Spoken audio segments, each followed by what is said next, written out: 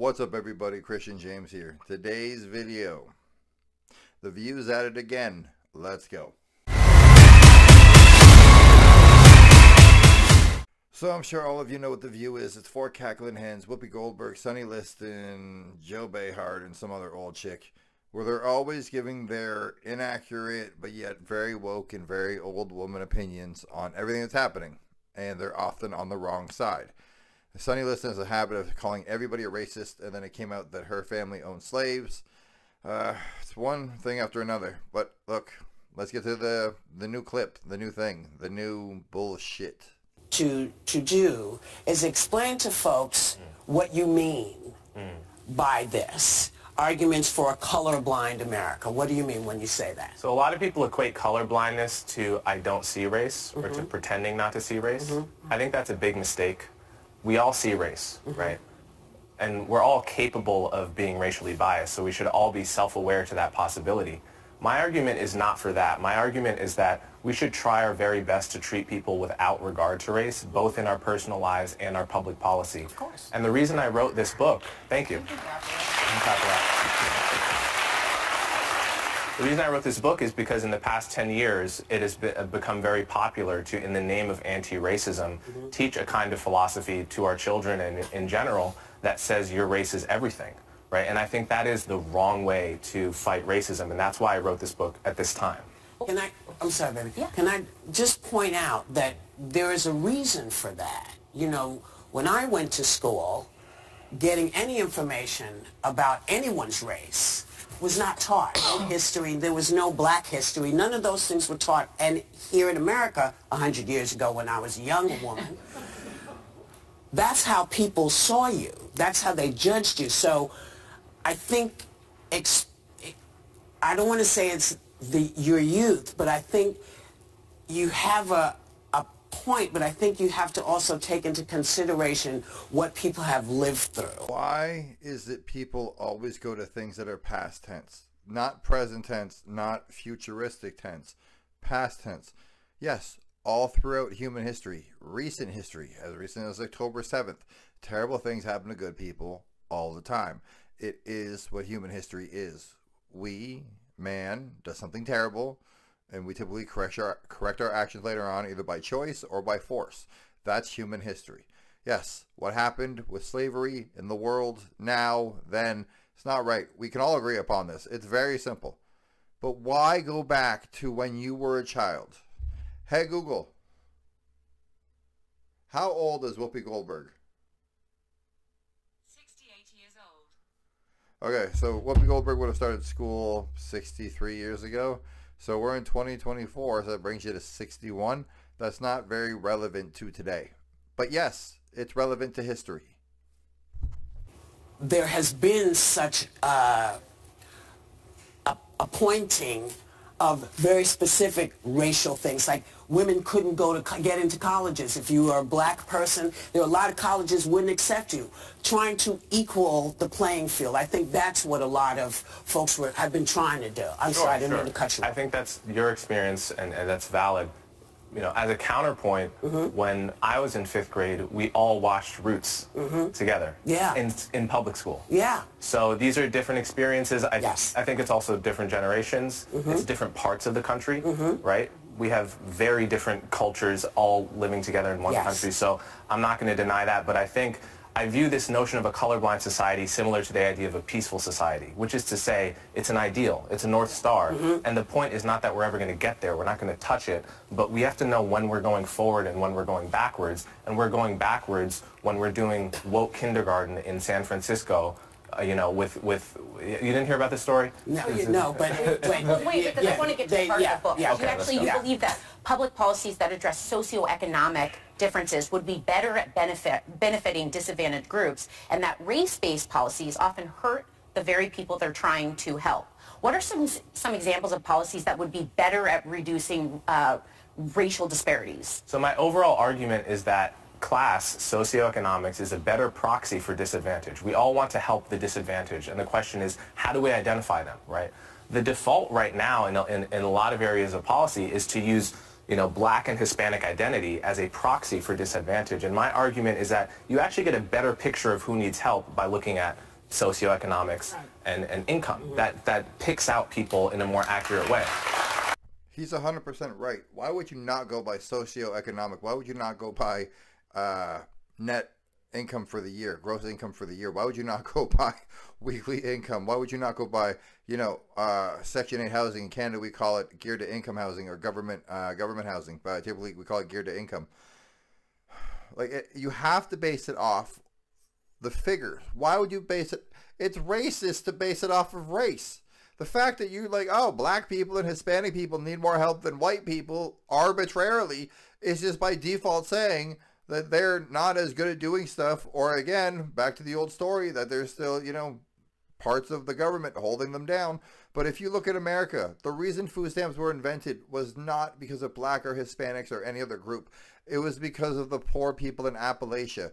I don't remember what president went there, but I'll look it up, put it on the screen like I always do. When he went there and he saw how poor they were, he said, we need to do something to help these people. Those were white people. But at the end of the day, it's about how poor they were, not their skin color, because I'm sure there was Black people out in those coal mines back in West Virginia then too. But at the end of the day, it was about the socioeconomic status of people who happen to be white. That's the point of food stamps. You need to focus on the socioeconomic status to help the most vulnerable overall. Asian people could be vulnerable. Hispanic people, Middle Eastern people, Indian people, Chinese people. It doesn't matter, right? It doesn't matter wherever they're from, whatever their demographic, whatever their race. Everybody needs help below a certain poverty line. Focus on the poverty, not on the skin color. When you say that socioeconomics picks out people in a better way than race, when you do look at the socioeconomics, you see the huge disparity between white households and Black households. You see the huge disparity between white households and Hispanic households. So your argument, and I've read your book twice because I wanted to give it a chance, your argument that race has no place in that equation is really fundamentally flawed, in my opinion. Well, there's two separate questions. One is whether each racial group is socioeconomically the same. That I agree with you. They're not. Yeah, they're not, and the stats show that. Yeah, of course, I agree with that fully. The question is, how do you address that in the way that actually targets poverty the best? Great. And what Martin Luther King wrote in his book, Why We Can't Wait, is he called it, we need a Bill of Rights for the disadvantaged. And he said, yes, we should address racial inequality. Yes, we should address the legacy of slavery. But the way to do that is on the basis of class. And that will disproportionately target Blacks and Hispanics because they're disproportionately poor.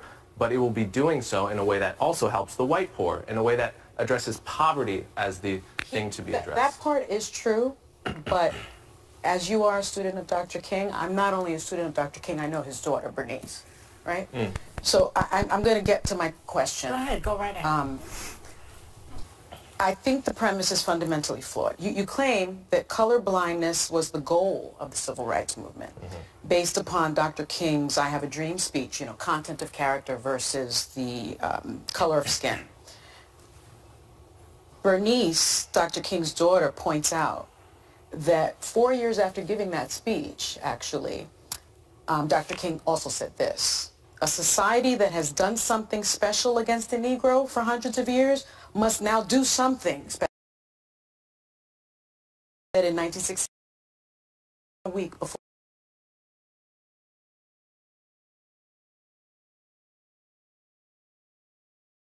slavery for 2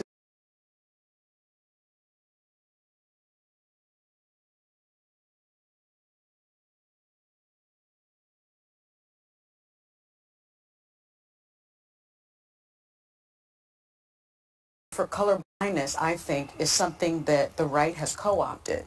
And so many in the Black community, if I'm being honest with you, because I want to be, believe that you are being used as a pawn by the right and that you're a charlatan of sorts. First of all, you don't have the balls to say that off the top of your head, so you're listening. We can all see you reading the paper. He's freestyling this. He's saying off of his consciousness, his memory, his heart, his history. You're saying this off of a piece of paper. You call him a charlatan, and of course, right wing comes into everything that you don't agree with. I'm going to let him handle this. Well, you said that you're a conservative. No, no, you did. You actually said that in a podcast that you did 2 weeks ago.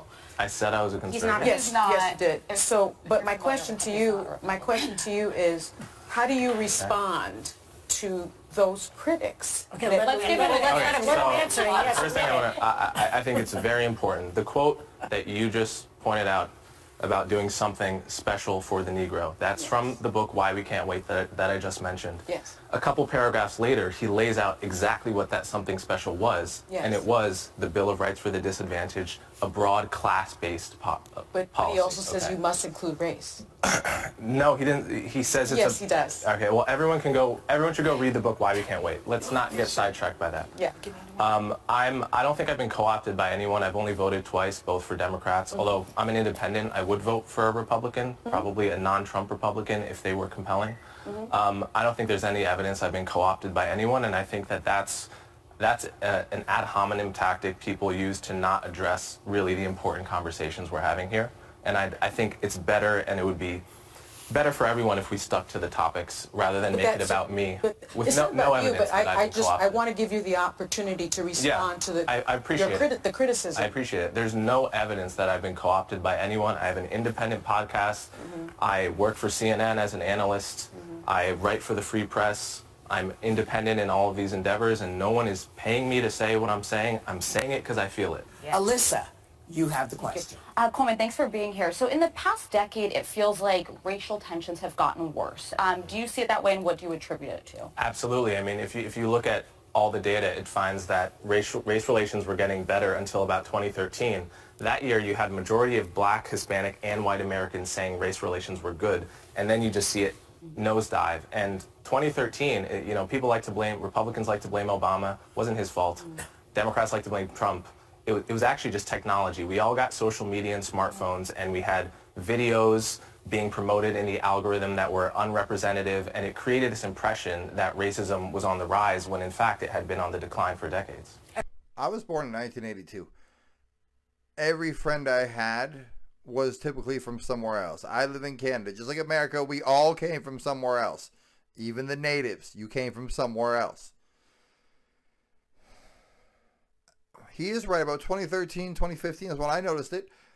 Look, the difference between races, cultures, backgrounds, religions, whatever you want to call them, whatever the difference is, we would make fun of, and not in a mean way, in a, oh, that's entertaining type of way. Like, and this is not to be offensive. I had 2 Muslim friends growing up. The first time I heard of Ramadan, I was like, what the hell do you mean you don't eat and drink all day? Oh, we do it for our prophet, right? I was like 50. I'm like, okay, then I'm gonna keep doing me and you do you, right? It was just the way we grew up. It was the difference. It was the culture shock. But by no means was it ever based on race. No means was it ever based on hatred. It was simply you just made fun of your differences, but everybody got along. And skin color was the last thing that came up.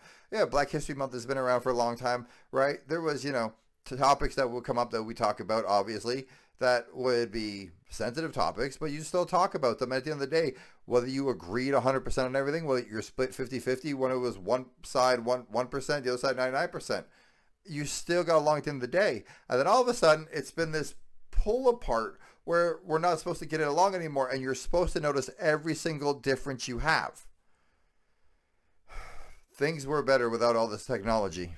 Yes, Russia tries to meddle, absolutely, but I don't think we can blame foreign actors. This is a homegrown problem. Okay, I have a question, because you write that the anti-racism movement, there are a couple of people, I don't even know who they are, maybe Robin DiAngelo. Robin DiAngelo, Ibram Kendi, for instance. Okay.